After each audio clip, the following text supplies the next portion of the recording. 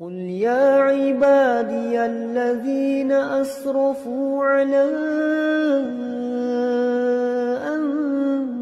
أنفسهم لا تقنطوا من رحمة الله بسم الله الرحمن الرحيم. السلام عليكم ورحمة الله وبركاته. Alhamdulillah, Alhamdulillahil karimil mannan dzul fadli wal ihsani alladzi hadana lil iman. Wassalatu wassalamu ala nabiyyina Muhammadin nabiyil adnan wa ala alihi wa sahbihi wa man tabi'ahum bi ihsanin ila yaumiddin. Ya ayyuhalladzina amanu taqullaha haqqa tuqatih ولا تموتن إلا وأنتم مسلمون أما بعد فإن أصدق الحديث كتاب الله وخير هدي هدي محمد صلى الله عليه وسلم وشر الأمور محدثاتها فإن كل محدثة بدعة وكل بدعة ضلالة وكل ضلالة في النار. Ma'asyiral muslimin, jamaah sekalian, ikhwani wa akhwati fillah, hafizani wa hafizakumullah. Insyaallah kembali kita akan melanjutkan kajian rutin kita dari pembahasan kitab Al-Jadid fi syarhi kitab Tauhid karya Syekh Sulaiman Al-Qarawi rahimahullahu taala. Dan kita masih pada pembahasan bab yang ke-30 berkaitan dengan cinta kita kepada Allah Subhanahu wa taala. Dan sebagaimana yang telah kita sampaikan pada pertemuan sebelumnya, penulis kitab Tauhid Syekhul Islam Muhammad bin Abdul Wahhab rahimahullahu taala ingin menjelaskan kepada kita tentang salah satu ibadah dari ibadah-ibadah hati yang agung. Dialah cinta kepada Allah Subhanahu wa taala. Dan ibadah-ibadah hati itu banyak. Nanti setelah bab 30 ini, bab 31 berbicara tentang ibadah hati, takut kita kepada Allah Subhanahu wa taala. Kemudian bab 32 berkaitan dengan ibadah hati juga, tawakal kita kepada Allah Subhanahu wa taala. Nah, teman-teman sekalian, hafizani wa hafizakumullah.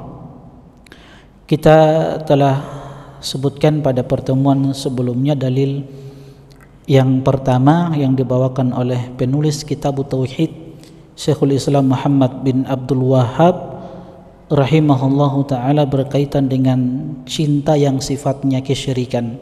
Al-mahabbatu ma'allah, cinta selain Allah bersama Allah Subhanahu wa ta'ala. Wa minan nasi may yattakhidhu min dunillahi andadan yuhibbunahum ka hubbillah.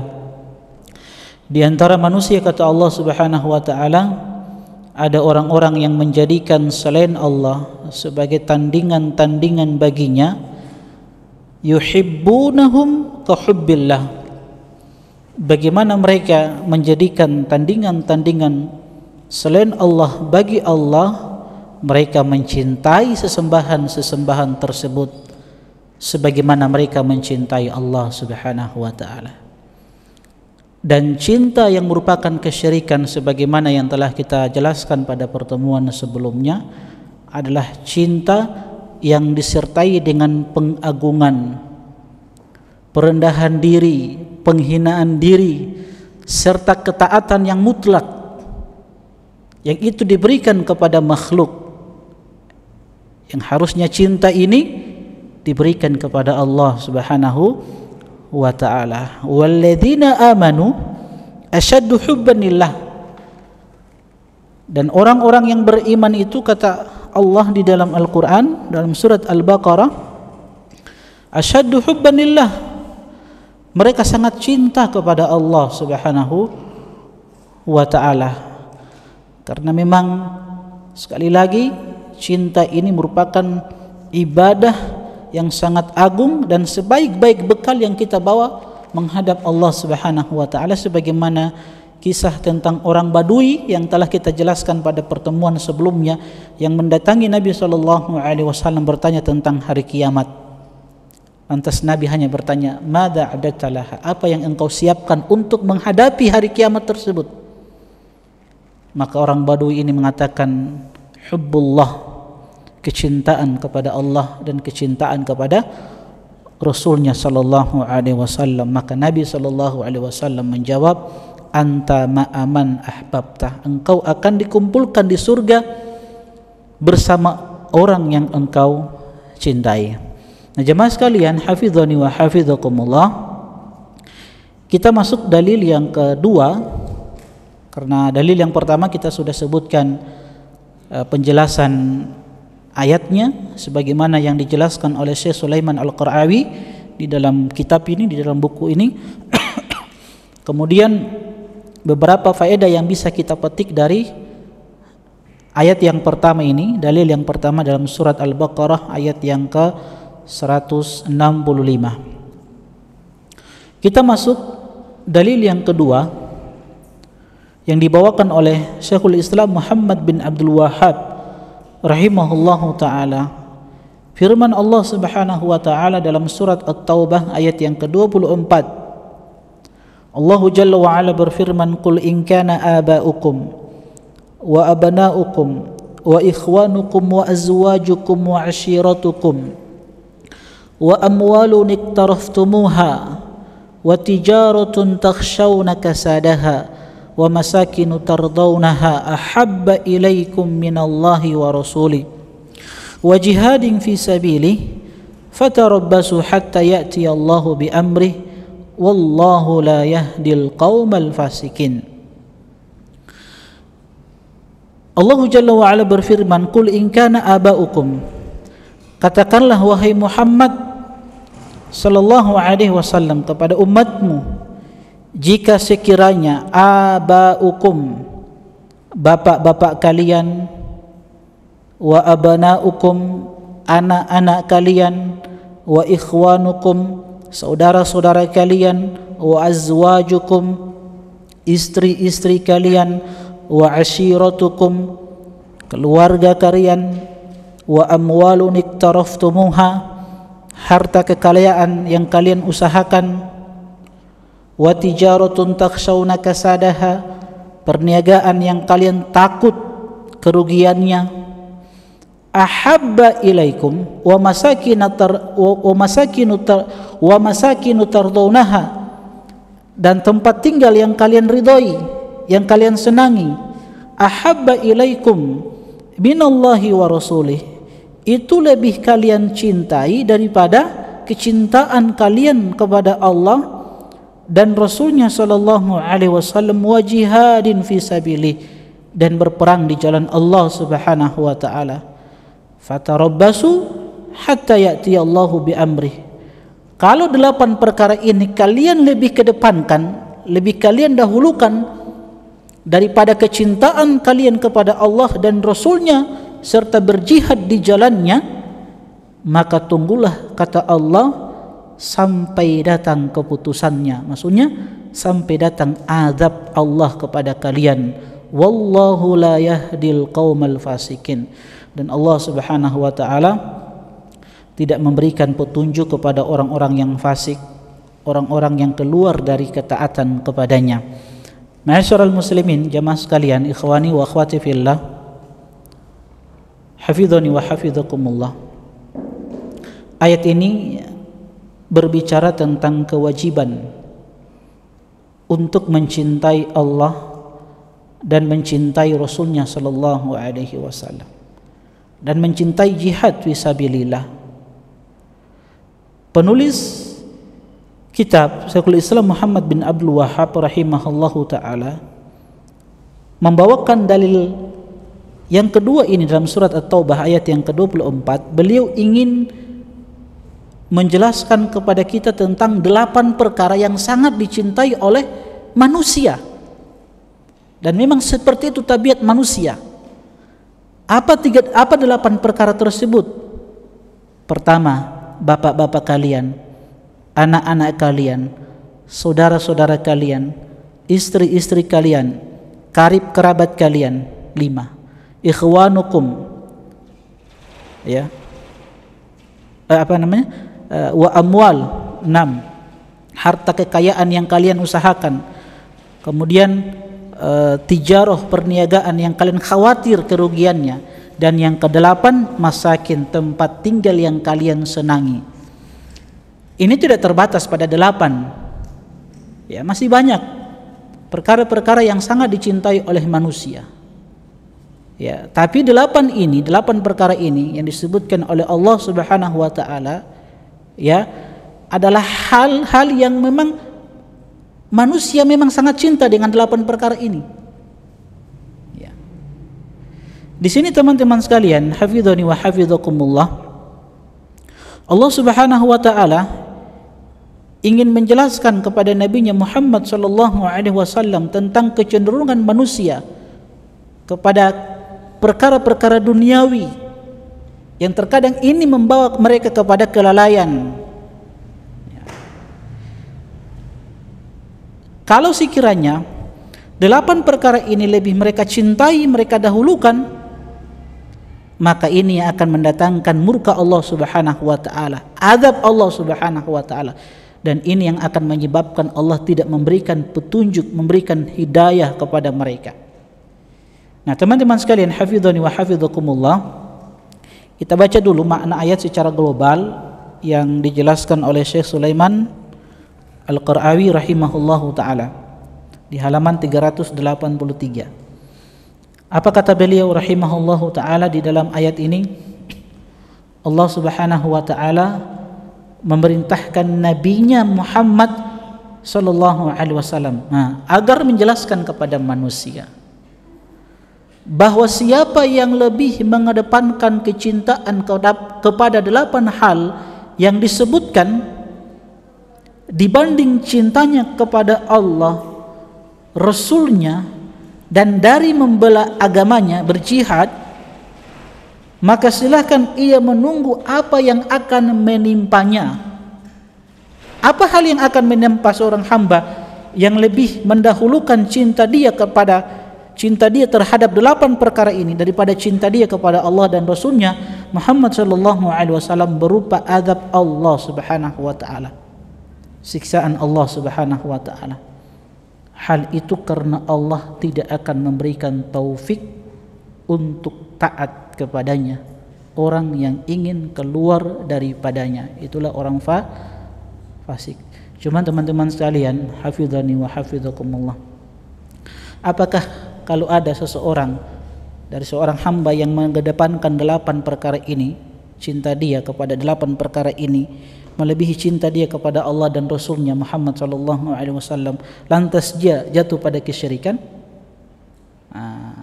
Ini yang menjadi tanda tanya.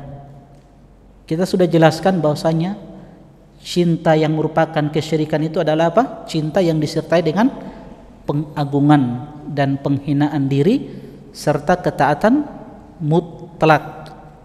Apa maksudnya ketaatan mutlak itu? Siapa yang tahu ketaatan mutlak itu apa maksudnya? Harus ada hadiah ini ya, Masya Allah. Apa ketaatan mutlak? Cinta yang disertai dengan pengagungan dan penghinaan diri serta ketaatan mutlak. Jadi kalau kita mencintai seseorang, kita cinta dia dengan pengagungan dan penghinaan diri di hadapan dia, serta ketaatan mutlak kepadanya. Artinya apa? Apapun yang dia inginkan, dia perintahkan, kita sami'na wa ta'na, sekalipun bertentangan dengan syariat. Itu kan ketaatan mutlak. Padahal ketaatan mutlak itu hanya untuk Allah dan Rasulnya sallallahu alaihi wasallam. Lawannya ketaatan apa? Muqayyad, yang diikat. Artinya kita taati seseorang itu ya selama tidak apa? Tidak bertentangan dengan syariat Allah Subhanahu wa taala. Ya. Jadi Kalau ada seorang hamba mendahulukan 8 perkara ini, tidak otomatis langsung dia jatuh kepada kesyirikan. Ya, kecuali dia cintai seseorang itu dengan tadi pengagungan, penghinaan diri, dan serta ketaatan mutlak pada orang tersebut. Tapi ketika seseorang mendahulukan 8 perkara ini daripada Allah dan Rasulnya Muhammad sallallahu alaihi wasallam serta berjihad di jalan Allah, dia jatuh kepada kemaksiatan. Makanya di akhir ayat Allah katakan apa? Wallahu la yahdil qaumal fasikin. Allah tidak memberikan hidayah, petunjuk kepada orang-orang fasik. Fasik itu apa? Orang yang keluar dari ketaatan kepada Allah Subhanahu wa taala, fusuk. Jadi dia jatuh kepada kemaksiatan. Jelas ya? Baik. Kita sudah sampaikan juga pada pertemuan sebelumnya tentang model-model cinta. Ya. Model-model cinta. Ada cinta kita kepada seorang karena Allah. Toh, ada mahabbat tabi'iyah, cinta yang sifatnya tabiat. Dan cinta mahabbah ma'allah. Ini yang kita ada bahas. Cinta kepada selain Allah bersama Allah Subhanahu wa taala sebagaimana yang dilakukan oleh orang-orang musyrik yang Allah kabarkan dalam surat Al-Baqarah. Ya, dalil yang pertama yang kita telah jelaskan. Faedah-faedah yang dapat kita petik. Pertama, haram lebih mencintai 8 hal yang disebutkan dalam ayat ini daripada mencintai Allah, Rasulnya, dan jihad di jalannya. Makanya dikatakan haram. Ya, haram ya, di perbuatan maksiat. Kecuali sekali lagi ya, seseorang yang mencintai makhluk dengan pengagungan, penghinaan diri, serta ketaatan mutlak. Saya beri contoh. Ketika kita mencintai orang tua, orang tua memerintahkan kepada kita sesuatu yang itu tidak bertentangan dengan syariat, maka wajib untuk kita taati. Karena kita cinta sama orang tua. Nah, kapan orang tua memerintahkan kepada kita sesuatu yang itu bertentangan dengan syariat, menyelisihi apa yang dibawa oleh Nabi sallallahu alaihi wasallam, maka tidak wajib, tidak ada ketaatan kepada orang tua. Karena apa? Karena kita lebih cinta kepada Allah dan Rasulnya sallallahu alaihi wasallam daripada orang tua. Jelas ya? Maka haram lebih mencintai 8 hal ini daripada mencintai Allah, Rasulnya, dan jihad di jalannya. Yang kedua, boleh mencintai 8 hal itu selama tidak melebihi cinta kepada Allah dan Rasulnya sallallahu alaihi wasallam. Karena itu mahabbah tabi'iyah, sesuatu yang memang sudah ditanamkan dalam diri seorang hamba, seorang manusia. Cinta kepada bapak-bapaknya, saudara-saudaranya, anak-anaknya, istri-istrinya, ya, karib kerabat. Cinta terhadap harta, wa tuhibbunal mala hubban jamma, ya, kalian itu lebih mencintai ya harta, hubban jamma, kecintaan yang berlebihan. Memang sudah tabiat manusia itu. Cinta terhadap tempat tinggal, ya, dan selainnya. Itu sudah merupakan tabiat manusia seperti itu. Cuman tidak boleh berlebihan. Ya, karena kecintaan seorang hamba yang beriman kepada Allah itu lebih besar cintanya, melebihi segala-galanya. Terkhusus kepada Nabi kita Muhammad sallallahu alaihi wasallam yang akan datang penjelasannya di dalil selanjutnya insyaallah. Mencintai Allah dan Rasulnya adalah 2 hal yang saling melazimi. Mencintai Allah dan Rasulnya adalah 2 hal yang saling melazimi, sehingga tidak sah mencintai salah satunya tanpa yang lain. Jadi kecintaan kita kepada Allah, kecintaan kita kepada Rasulnya, itu 2 hal yang tidak bisa kita pisahkan. Seorang yang mencintai Allah, maka pasti dia akan mencintai Rasulnya Muhammad sallallahu alaihi wasallam. Kenapa kita mencintai Nabinya Muhammad sallallahu alaihi wasallam? Karena Allah mencintai Rasulnya sallallahu alaihi wasallam. May yuti'ir rasula faqad ata Allah. Siapa yang mentaati Rasul, sungguh dia telah mentaati Allah Subhanahu wa taala. Jadi dua hal yang tidak bisa kita pisahkan, mencintai Allah dan mencintai Rasulnya sallallahu alaihi wasallam. Kita cinta Allah karena begitu banyak kebaikan-kebaikan yang Allah Subhanahu wa taala berikan kepada kita. Dan kita sudah sebutkan teman-teman sekalian, hafizani wa hafizakumullah, di pertemuan sebelumnya beberapa amalan yang bisa mendatangkan cinta Allah Subhanahu wa taala. Imam Ibnu Qayyim Al-Jauziyah rahimahullahu taala menyebutkan mencintai itu dikarenakan dua sebab. Kita mencintai sesuatu, mencintai seseorang itu karena dua sebab, tidak lebih dari itu. Apa dua sebab itu? Pertama, karena adanya jamal. Apa itu jamal? Keindahan. Baik keindahan yang sifatnya fisik atau keindahan yang sifatnya ma'nawi. Yang kedua, sebab yang kedua, kita mencintai sesuatu atau mencintai seseorang, apa tadi? Jadi karena dua sebab kita mencintai sesuatu itu. Sebab yang pertama karena adanya apa? Jamal, keindahan. Keindahan yang sifatnya fisik atau keindahan yang sifatnya apa? Ma'nawi. Yang kedua karena adanya ihsan atau in'am, kebaikan orang lain kepada kita. Sebab yang pertama kita mencintai sesuatu dikarenakan adanya jamal, keindahan yang sifatnya fisik, kecantikan, kegantengan. Seorang laki-laki dia mencintai wanita ya karena kecantikan dia, itu kan keindahan. Seorang wanita mencintai laki-laki karena kegantengan dia, kan begitu.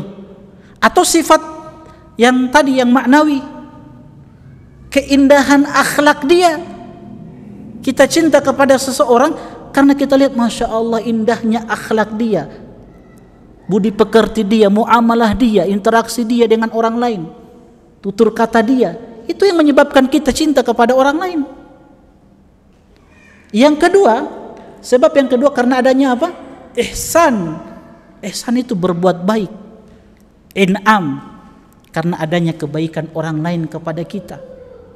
Siapapun dari manusia ini yang memberikan kebaikan kepada kita, pasti kita akan cinta kepada orang tersebut. Dan ternyata teman-teman sekalian, hafizani wa hafizakumullah, dua sebab ini terkumpul pada diri Allah Subhanahu wa taala, sempurna. Pertama, sebab yang pertama karena adanya jamal, keindahan. Nabi kita menyebutkan apa? Innallaha jamilun yuhibbul jamal. Allah itu maha indah dan mencintai yang indah-indah.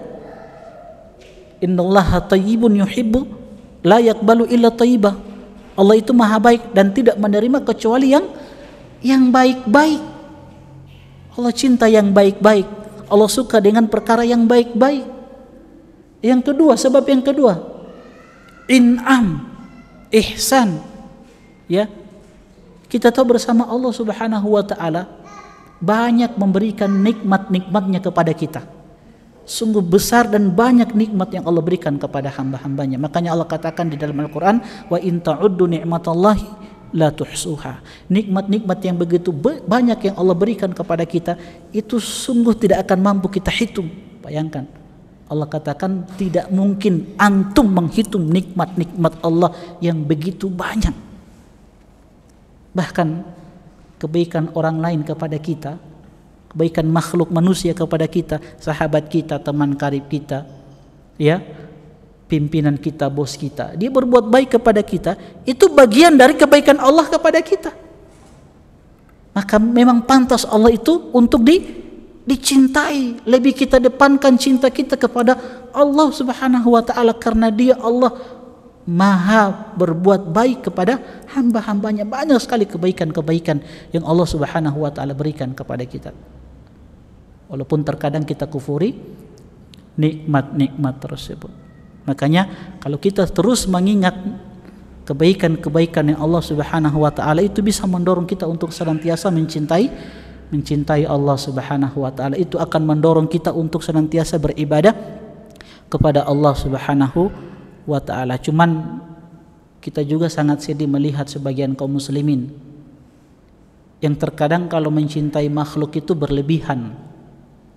Sebagai contoh, ada orang yang dia mencintai artis. Kalau ketemu artis itu dia histeris, dia nangis-nangis.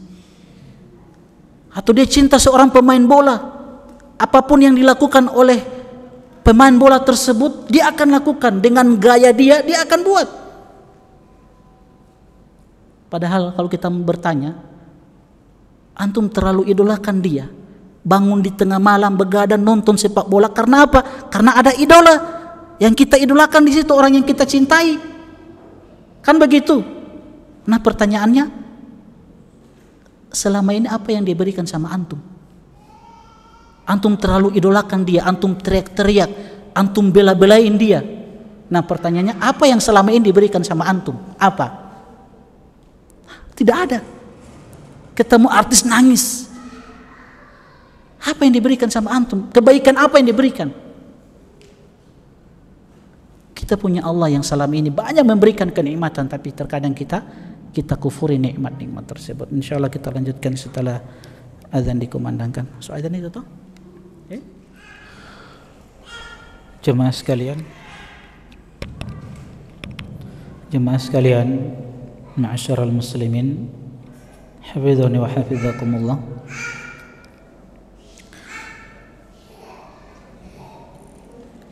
Jadi salah satu cara untuk bagaimana bisa mencintai Allah Subhanahu wa taala adalah dengan senantiasa mengingat kebaikan-kebaikan yang Allah Subhanahu wa taala berikan kepada kita.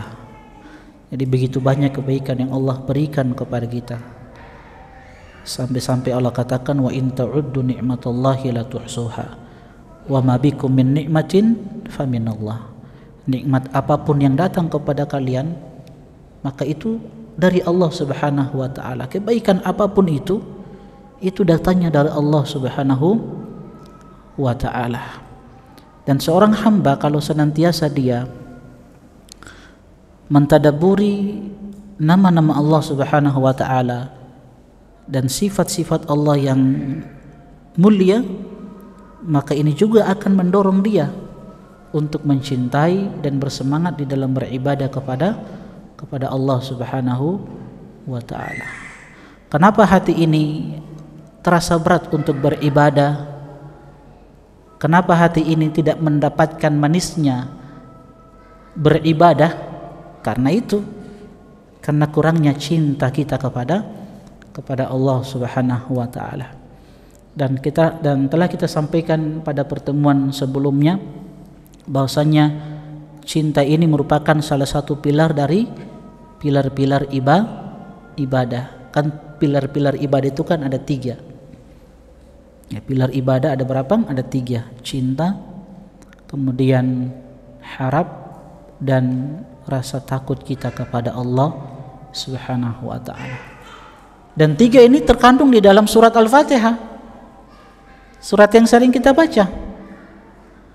Alhamdulillahi Rabbil Alamin. Segala puji-pujian hanya milik Allah Subhanahu wa ta'ala. Kenapa kita terus memuji Allah? Kenapa? Kenapa kita terus memuji Allah Subhanahu wa ta'ala? Kenapa jemaah sekalian? Kenapa? Karena banyaknya nikmat yang Allah berikan kepada kita. Maka pada kalimat Alhamdulillahi Rabbil Alamin itu terkandung kewajiban untuk mencintai Allah, karena banyaknya nikmat yang Allah berikan kepada hamba-hambanya, sehingga kita ucapkan Alhamdulillahi Rabbil Alamin. Segala pujian-pujian hanya milik Allah Subhanahu wa ta'ala. Setelahnya Ar-Rahmanir Rahim. Allah itu pengasih, Allah itu penyayang. Di sini terkandung apa? Kewajiban untuk apa? Berharap rahmat dan kasih sayang Allah Subhanahu wa ta'ala, karena dia pemberi rahmat, pemberi kebaikan. Maka kita selalu berharap rahmat, kasih sayang Allah Subhanahu wa ta'ala. Kemudian Maliki Yaumiddin. Allah itu penguasa hari pembalasan. Di sini terkandung apa teman-teman sekalian? Rasa takut kita kepada Allah Subhanahu wa ta'ala, bahwa semua yang kita perbuat dalam kehidupan dunia ini, kecil ataupun besar, semuanya pasti dibalas oleh Allah Subhanahu wa ta'ala, sehingga kita takut kepada Allah.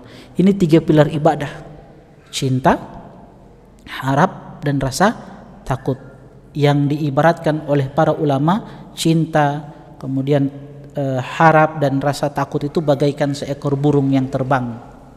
2 sayapnya itu adalah harap dan takut, dan kepalanya itu adalah cinta.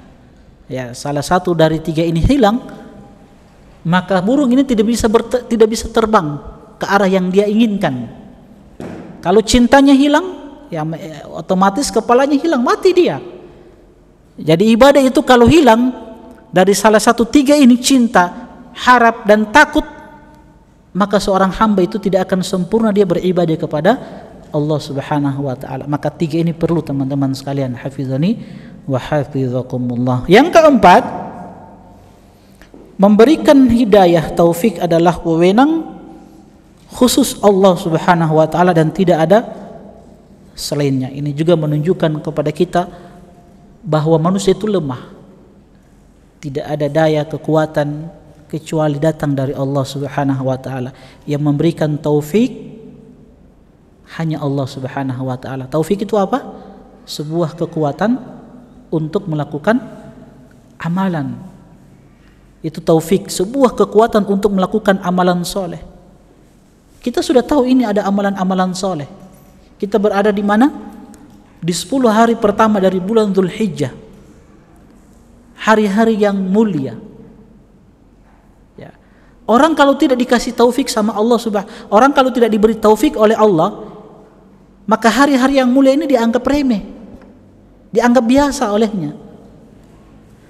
Kenapa sahabat-sahabat Nabi SAW sebagaimana yang disebutkan oleh Abu Uthman An-Nahdi rahimahullahu ta'ala, kanu yu'adzimuna 13. Dahulu manusia-manusia terbaik, sahabat tabi'in, atba'u tabi'in, mereka agungkan 10 hari yang 3. Apa 10 hari yang 3 yang diagungkan oleh manusia-manusia terbaik? Sahabat-sahabat Nabi, tabi'in, atba'u tabi'in. 10 hari pertama dari bulan Muharram, 10 malam terakhir dari bulan Ramadan, dan 10 hari pertama dari bulan Dzulhijjah yang kita berada di dalamnya. Ini 10 hari yang 3 yang senantiasa diagungkan oleh sahabat-sahabat Nabi. Kenapa bisa mereka agungkan? Karena sudah tertanam cinta mereka kepada Allah Subhanahu, cinta mereka kepada Allah Subhanahu wa ta'ala, harap mereka kepada Allah, dan rasa takut mereka kepada Allah Subhanahu wa ta'ala. Hubungan ayat ini dengan judul bab,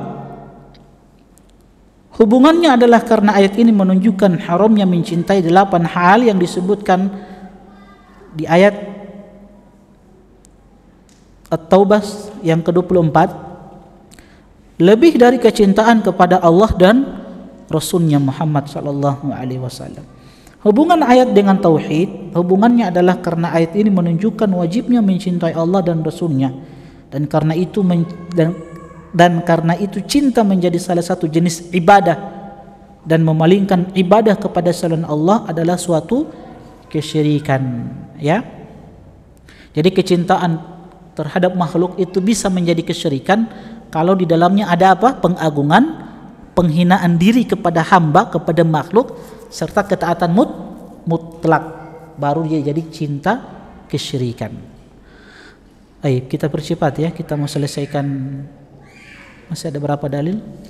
3 dalilnya. Kita mau percepat ya, supaya pertemuan selanjutnya kita masuk bab 31 tentang takut kepada Allah Subhanahu wa ta'ala.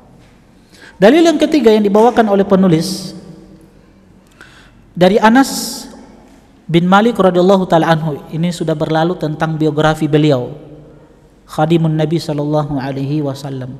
Kita berusaha setiap ada sahabat yang disebutkan oleh penulis kitab, ya kita akan sebutkan biografi singkatnya ya, sesuai dengan pengetahuan kita.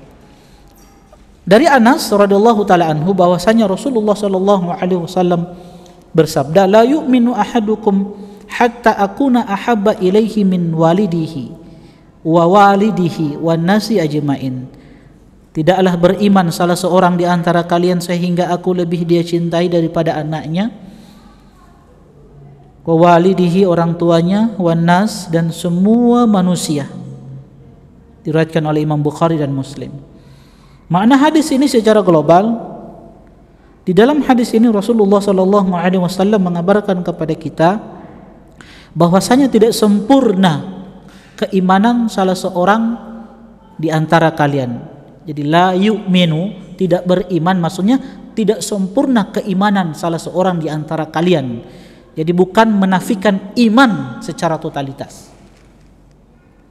Ini juga bantahan kepada kelompok Khawarij, kelompok yang suka mengkafir-kafirkan kaum muslimin. Ini bantahan kepada para teroris yang suka mengkafirkan kaum muslimin. Jadi tidak sempurna iman salah seorang di antara kalian. Jadi dalam hadis ini Rasulullah mengabarkan kepada kita bahwasanya tidak sempurna iman seseorang dan dia tidak meraih iman yang dapat membebaskan dirinya dari tanggungan serta memasukkannya ke dalam surga tanpa azab, hingga dia lebih mencintai Rasulullah SAW daripada cintanya kepada anaknya, orang tuanya dan semua manusia. Hal itu karena mencintai Rasulullah SAW artinya mencintai Allah. Tadi yang disebutkan oleh Syekh Sulaiman Al-Qarawi, mencintai Allah dan Rasulnya, ini dua perkara yang tidak bisa kita pisahkan, ya.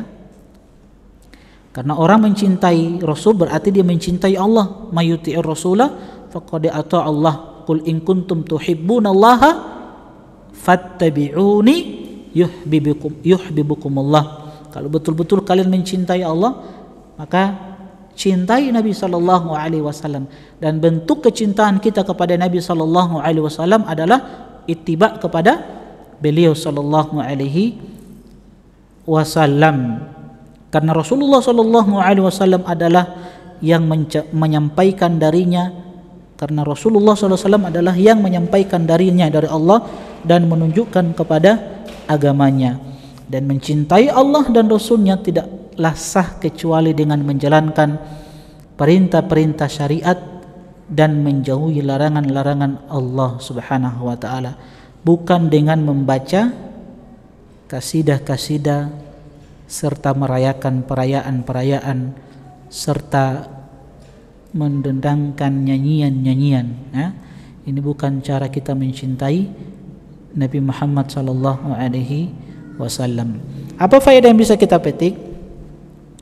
Pertama, bahwasanya dinafikannya iman dari seseorang tidak serta-merta mengeluarkan orang tersebut dari Islam. Sekali lagi ya, bahwasanya dinafikannya iman dari seseorang tidak serta-merta mengeluarkan orang tersebut dari Islam. Ketika Nabi menyebutkan la yu'minu ahadukum, tidak beriman salah seorang di antara kalian, artinya tidak sempurna keimanan salah seorang di antara kalian. Dinafikannya di sini bukan berarti secara totalitas iman dia keluar. Ya, makanya tidak bisa seseorang itu mengeluarkan seorang hamba dari keislaman. Dan ini bantahan kepada kelompok tadi, kelompok Khawarij. Juga bantahan kepada kelompok Mu'tazilah. Ya, orang Mu'tazilah mengatakan orang yang melakukan dosa besar itu tidak dikatakan muslim, tidak dikatakan mukmin, tidak juga dikatakan kafir, di tengah-tengah. Nah, kalau Khawarij itu dikafirkan. Kalau Murji'ah terhadap pelaku kemaksiatan apa keyakinan mereka? Kalau Murji'ah, keimanan tetap sempurna. Jadi kemaksiatan itu tidak mempengaruhi keimanan. Walaupun kita katakan Murji'ah juga bertingkat-tingkat. Murji'ah yang paling ekstrim itu adalah Murji'ah yang mengatakan apa? Ya, bahwasanya keimanan itu cukup di lisan, tidak diyakini, tidak diamalkan. Ada juga yang mengatakan Ya, dari sekte Murji'ah, keimanan itu cuma diyakini saja, tidak diucapkan, tidak juga diamalkan. Makanya ada keyakinan kepercayaan tuh, agama kepercayaan. Kan ada tuh agama kepercayaan, begitu, cukup diyakini saja, tidak perlu diucapkan, tidak perlu diamalkan. Ada juga dari sekte Murji'ah mengatakan iman itu cukup di lisan dan diyakini, tidak perlu diamalkan. Yang jelas Murji'ah sesat, menyimpang. Ya, kelompok yang menyimpang. Jadi ini bantahan untuk 3 kelompok, Khawarij, Mu'tazilah dan Murji'ah. Kita Ahlus Sunnah pertengahan, ya, Ahlus Sunnah wal Jamaah pertengahan. Yang kedua, bahwasanya amal itu termasuk iman.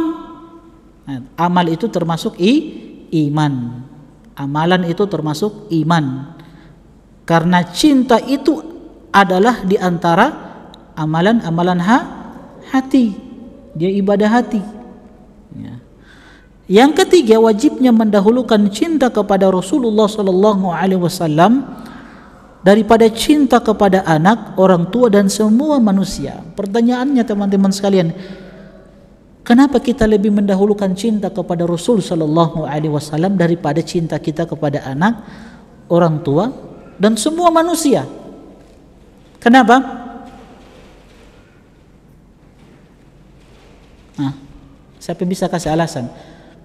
Kenapa kita diperintahkan untuk mencintai Rasulullah SAW melebihi cinta kita kepada anak-anak kita, istri-istri kita, orang tua kita dan kepada semua manusia?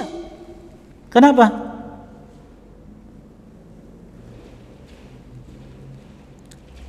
Hah?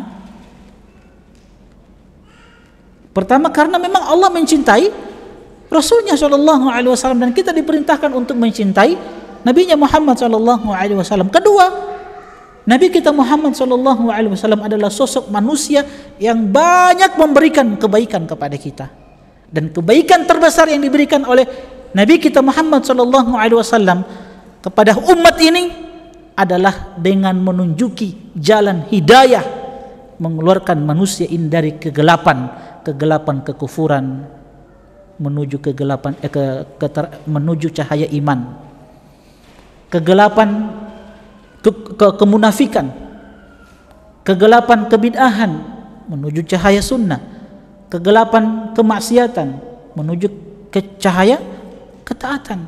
Jadi beliau sallallahu alaihi wasallam adalah sosok yang banyak memberikan kebaikan kepada kita, dan kebaikan terbesar sekali lagi adalah bagaimana beliau sallallahu alaihi wasallam membimbing kita untuk menuju jalan kebenaran, jalan hidayah.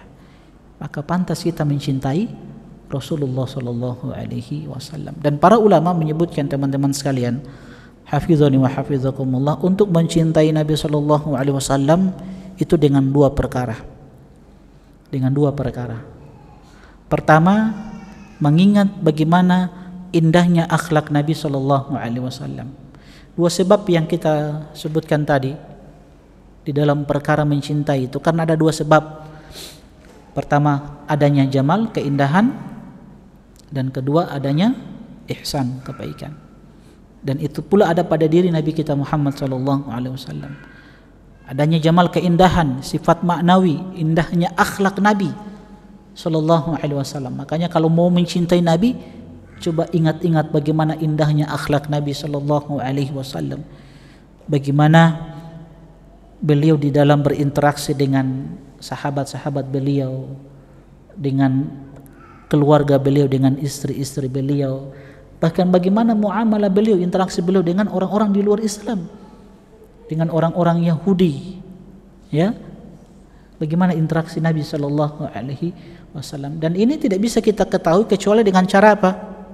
Untuk mengenal akhlak Nabi bisa diketahui dengan cara belajar sirah nabawiyah, perjalanan hidup beliau sallallahu alaihi wasallam, baru kita akan tahu bagaimana akhlak Nabi sallallahu alaihi wasallam. Kedua, dengan cara mengingat jasa-jasa beliau sallallahu alaihi wasallam, bagaimana perjuangan beliau di dalam mendakwahkan Islam ini, perjuangan beliau di dalam mendakwahkan sunnah-sunnah beliau, sehingga saat ini kita bisa menikmati indahnya Islam, indahnya sunnah, itu berkat perjuangan beliau sallallahu alaihi wasallam. Ya, banyak kebaikan-kebaikan. Yang kedua, in'am, ihsan, karena ihsannya itu, karena kebaikan itu yang membuat kita cinta kepada Nabi sallallahu alaihi wasallam. Intinya wajib kita mendahulukan cinta kepada Rasulullah sallallahu alaihi wasallam, baru akan sempurna keimanan kita. Ketika Umar mendatangi Nabi sallallahu alaihi wasallam, ya, beliau kan mengungkapkan kecintaan beliau kepada Rasulullah sallallahu alaihi wasallam. Kecuali kata Umar, illa min nafsi, kecuali aku lebih mencintai diriku daripada mencintaimu ya Rasulullah. Kata Nabi, belum sempurna keimananmu wahai Umar. Apa kata Umar? Al-an ya Rasulullah, sekarang. La anta ahabbu ilayya min nafsi, engkau lebih aku cintai daripada kecintaanku terhadap diriku sendiri. Baru Nabi katakan, al-an ya Umar, sekarang baru sempurna keimananmu kepadaku, kata Nabi sallallahu alaihi wasallam. Jadi ingin sempurna keimanan, maka dahulukan cinta kepada Rasulullah sallallahu alaihi wasallam, dan ketaatan yang kita berikan kepada Nabi sallallahu alaihi wasallam, ketaatan yang sifatnya mutlak atau muqayyad. Ketaatan yang kita berikan kepada Nabi mutlak atau muqayyad? Hah? Mutlak atau muqayyad? Hah? Kenapa mutlak?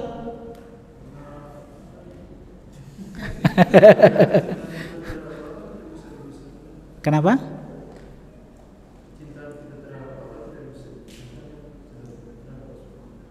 Iya, Masya Allah. Ada yang lain? Mutlak atau muqayyad? Kalau antum, Kahar, mutlak atau muqayyad? Kenapa mutlak? Hah? Muqayyad? Muqayyad atau mutlak? Ya, muqayyad. Kenapa muqayyad? Alasannya apa? Kenapa? Apa maksudnya ketaatan muqayyad kepada Nabi itu? Maksudnya apa? Oke, angkat tangan yang mutlak. Ini mau ukur pemahaman antum. Angkat tangan yang mutlak. Muqayyad? Yang lain tidak mutlak, tidak muqayyad. Berarti Mu'tazilah di tengah-tengah.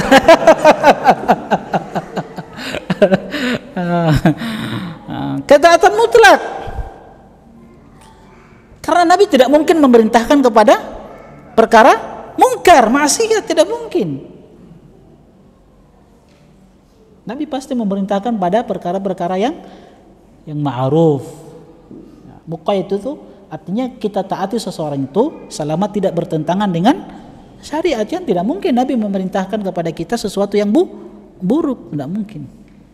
Nabi tidak akan mendiamkan, makanya ada sunnah takrir, sunnah takririyah. Antum tahu sunnah takririyah?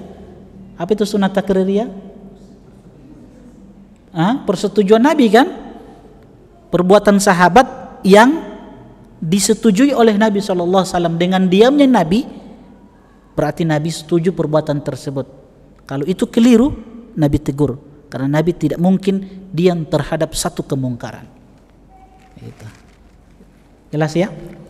Oke, kita percepat ya. Dalil yang keempat. Aduh, masih banyak ini.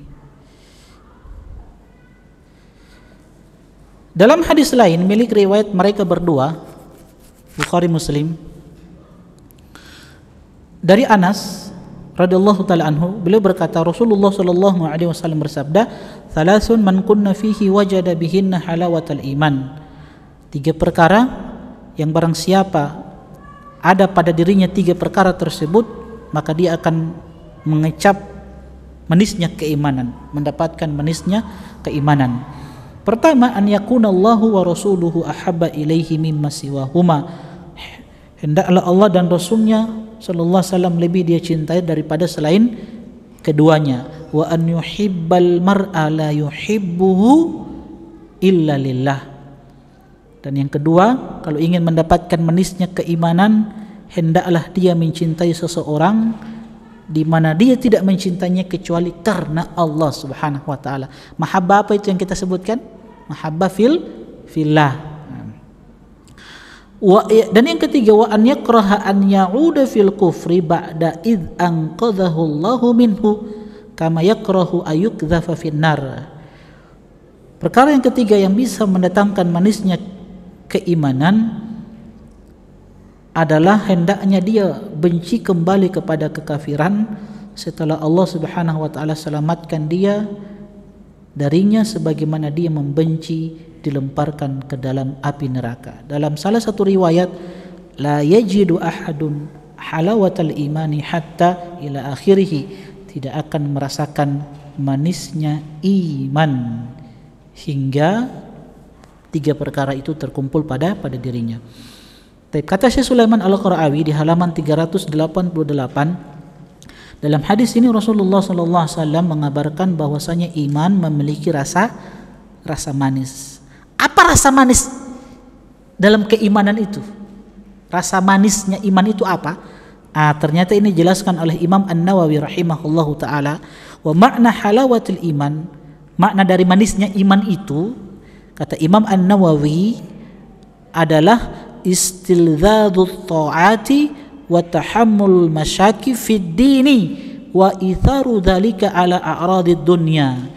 Manisnya keimanan yang disebutkan oleh Nabi sallallahu alaihi wasallam adalah istilzadut ta'at, dia merasakan kelezatan di dalam melakukan ta'at, ketaatan, ibadah, ada rasa enaknya ketika dia melakukan ibadah, itu manisnya keimanan.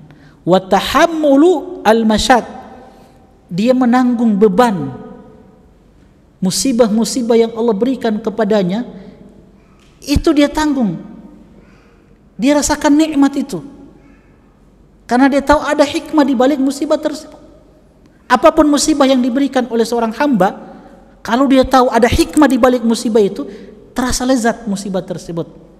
Makanya sahabat Abdullah bin Mas'ud beliau pernah mengatakan, demi Allah, wallahi innal ghina wal faqra, sesungguhnya kekayaan, kemiskinan, bi ayyi la ubali bi ayyihima ibtalaitu, aku tidak pusing, tidak peduli dengan apa dari keduanya aku diuji oleh Allah Subhanahu wa taala. Mau Allah uji dengan kekayaan, Allah uji dengan kemiskinan, aku tidak peduli.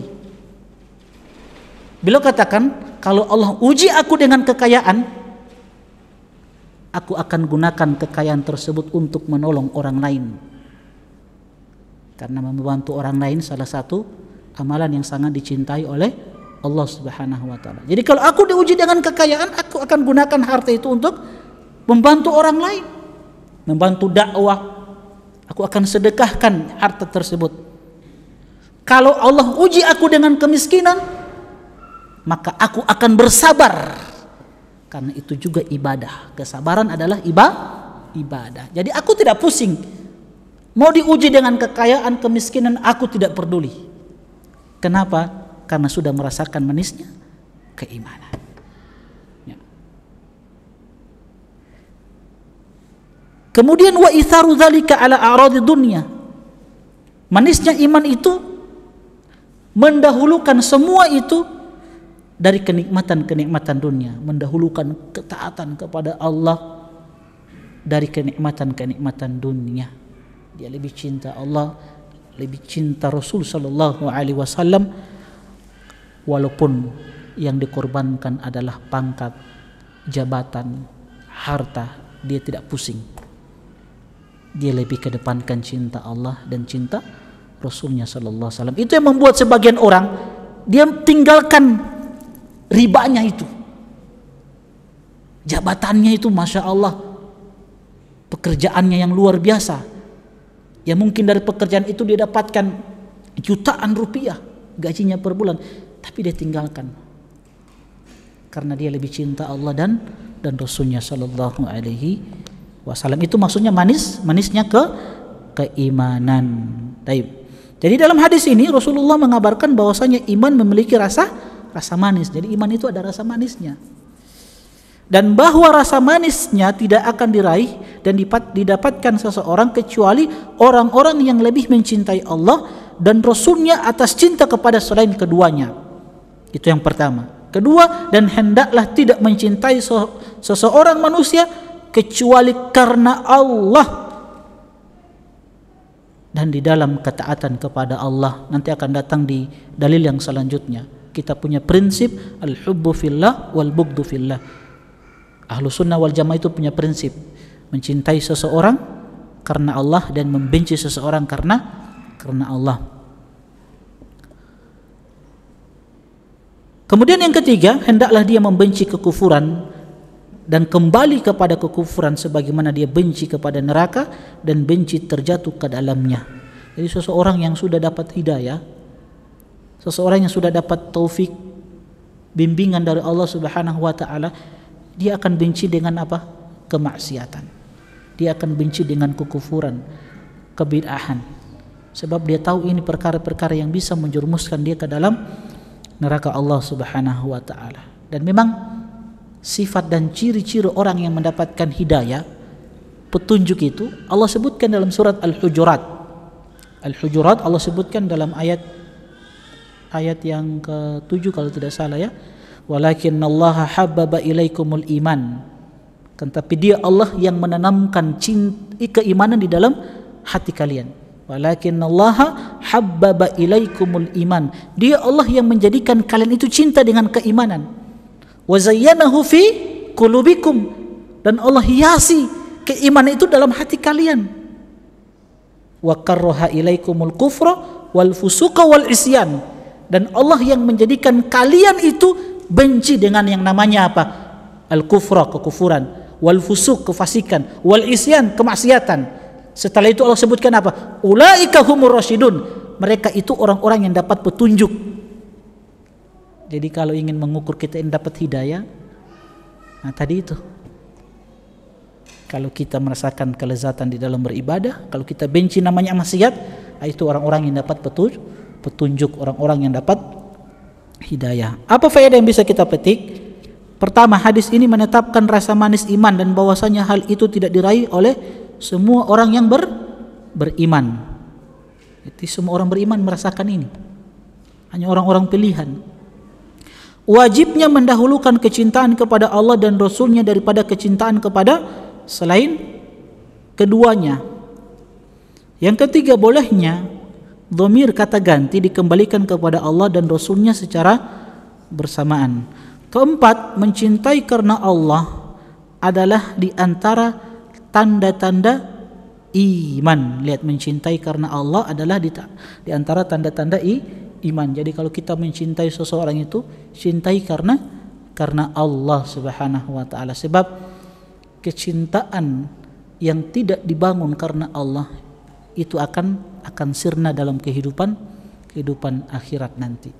Ini dibawakan oleh Ibnu Abbas, ya, dalil yang terakhir ketika beliau menyebutkan tentang firman Allah dalam surat Al-Baqarah. Antum buka di halaman 390. Ya. Allah Jalla wa Ala berfirman, "Wa taqatta'at bihimul asbab." Ingat, kalau cinta tidak dibangun di atas kecintaan kepada Allah, di atas keimanan, ini jadinya nanti di hari kiamat nanti. Di halaman 390. Lihat, ada firman Allah, "Wa taqatta'at bihimul asbab." Dan ketika itu asbab di antara mereka terputus. Apa maksudnya asbab yang terputus di antara mereka? Kata Ibnu Abbas, ya ini cinta.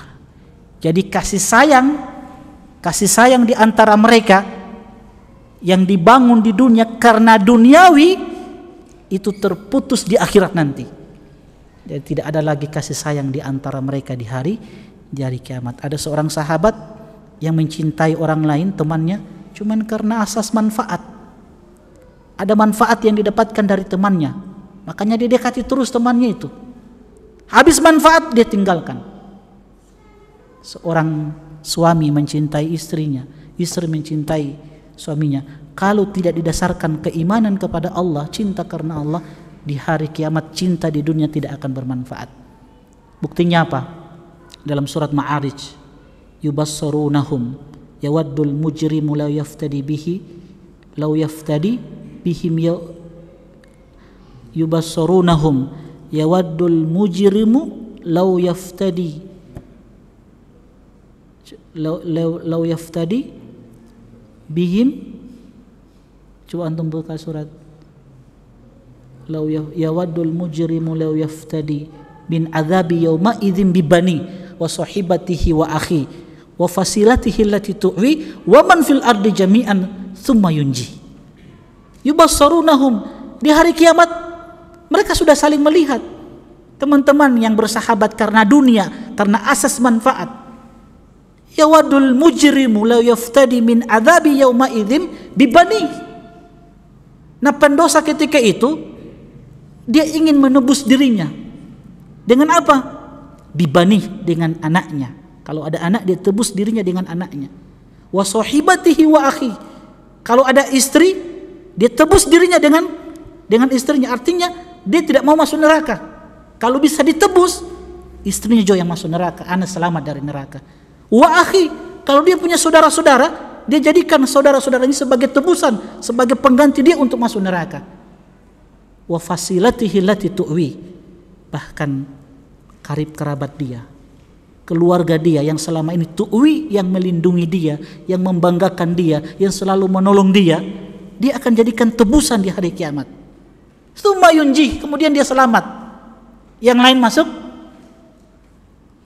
neraka. Wa man fil ardi jami'an tsumma yunji. Bahkan semua manusia yang ada di bumi ini, kalau boleh dijadikan sebagai tebusan untuk menebus dirinya, dijadikan tebusan itu. Tsumma yunji, kemudian dia selamat. Itu kalau apa? Kalau persahabatan, cinta tidak dibangun karena keimanan kepada Allah. Al-akhillau yawma idzin ba'duhum li ba'din aduwwun illal muttaqin. Kan orang-orang yang bersahabat di dunia, sebagian dengan sebagian yang lain itu menjadi musuh. Illal muttaqin, kecuali orang-orang yang bertakwa, kata Allah Subhanahu wa taala. Orang-orang yang bersahabat, yang mencintai orang lain itu karena ketakwaan, karena keimanan dia kepada Allah Subhanahu wa taala. Itu persahabatan yang bermanfaat. Persahabatan yang bisa menolong mereka. Teman dengan teman yang lain akan saling memberikan syafaat. Itu yang kita harapkan. Kalau duduk-duduknya kita di tempat ini, bertemunya kita di tempat ini di majelis ilmu karena Allah Subhanahu wa taala. Saya mau hadir kajian Al-Jadid di Masjid Darul Musyahadah karena ingin bertemu dengan saudaraku karena Allah Subhanahu wa taala. Selain dapat ilmu, bertemu dengan teman-teman yang soleh karena Allah, itu menjadi sebab yang dengannya kita dapat syafaat di hari kiamat nanti.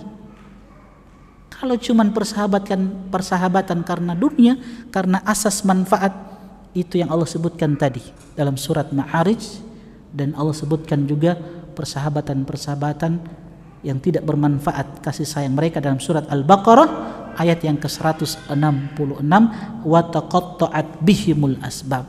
Sebab-sebab itu terputus di tengah-tengah mereka. Maksudnya kasih sayang, cinta yang mereka bangun karena asas manfaat. Jadi wallahu taala alam, kita dibatasi oleh waktu. Insyaallah kita lanjutkan pada pertemuan selanjutnya.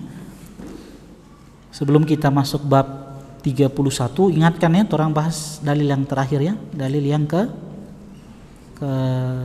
kelima ya, tentang prinsip Ahlus Sunnah wal Jamaah. Apa itu? Al-hubbu fillah wal bughdhu fillah, mencintai karena Allah dan benci karena Allah. Jadi ingatkan ya, sebelum kita masuk bab 31 tentang takut kepada Allah, kita mau selesaikan dulu dalil yang kelima ini. Baik, kita tutup dengan doa kafaratul majelis. Subhanakallahumma bihamdik, asyhadu an la ilaha illa anta astaghfiruka wa atubu ilaik. Assalamualaikum warahmatullahi wabarakatuh. قل يا عبادي الذين أسرفوا على أنفسهم لا تقنطوا من رحمة الله